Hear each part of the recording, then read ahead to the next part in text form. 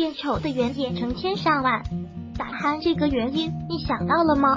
据英国《每日电讯报》报道，打鼾不仅影响你的枕边人，还会使自己看上去丑陋和憔悴。这一发现由美国密歇根公共卫生大学和密歇根理工大学联合研究得出，经常打鼾还可能造成大脑、血液严重缺氧，诱发脑卒中、高血压、心律失常、心肌梗死等。人一生1/3的时间都在睡眠中度过，别让鼾声坏了你的健康。教你几招止住打鼾，安心享受睡眠。打鼾是这样让你变丑的。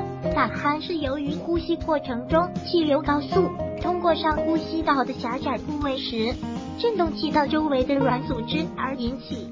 超重、鼻腔或者口腔内部结构异常等，都可以导致睡眠时发出像锯木头一样的声响。打鼾的人由于上呼吸道的狭窄或阻塞，多会从鼻呼吸改为口呼吸，时间长了容易导致面部畸形。1分钟自查，打鼾的你是否该就医？健康人打鼾多与劳累、枕头的高度或软硬度等有关。这些人的鼾声比较轻微，一般在调整睡姿、好好休息或换个合适的枕头后就能消失。还有2种打鼾也无大碍，一是单纯性打鼾，这一类人一晚上都鼾声如雷，但比较平稳有规律，中老年人尤为常见。2是习惯性打鼾，这类人从年轻时就开始打鼾，且鼾声很大，从不间断，这种也不需太过担心。真正危险的打鼾是睡眠呼吸暂停引起的，它有以下几个特征：打鼾程度，比如打鼾声音特别大，关上门都能听得到；疲倦，晚上睡得很香，可白天时常会感觉头晕乏力，很疲倦，随时都想睡觉；呼吸暂停，睡觉时鼾声突然停止，要过好半天才会听到噗一声吐出一口气，有时甚至会因为喘不过气来突然被憋醒。7个改变让你不做呼噜娃。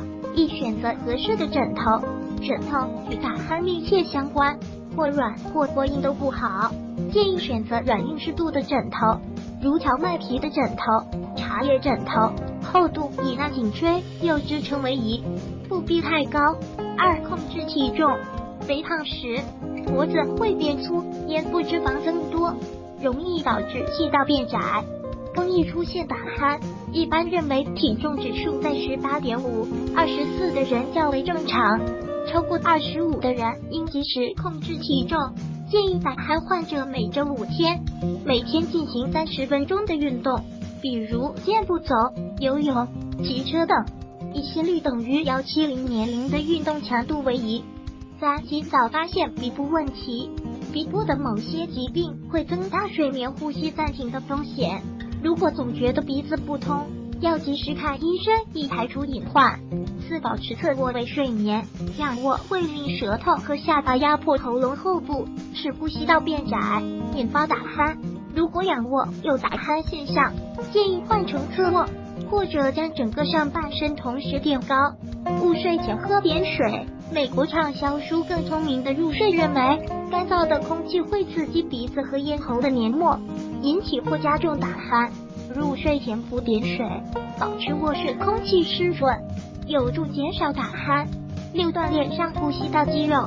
美国费城德雷克塞尔睡眠中心专家认为，吹奏乐器可以锻炼上呼吸道肌肉，扩张气道，减小打鼾的几率。坚持每天吹口琴，练习唱歌、演奏大号、小号等都有效果。7、睡前禁服镇静药物。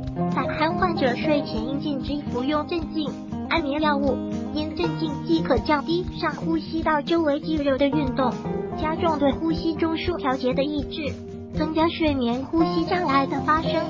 如果喜欢本视频，请分享并订阅本频道。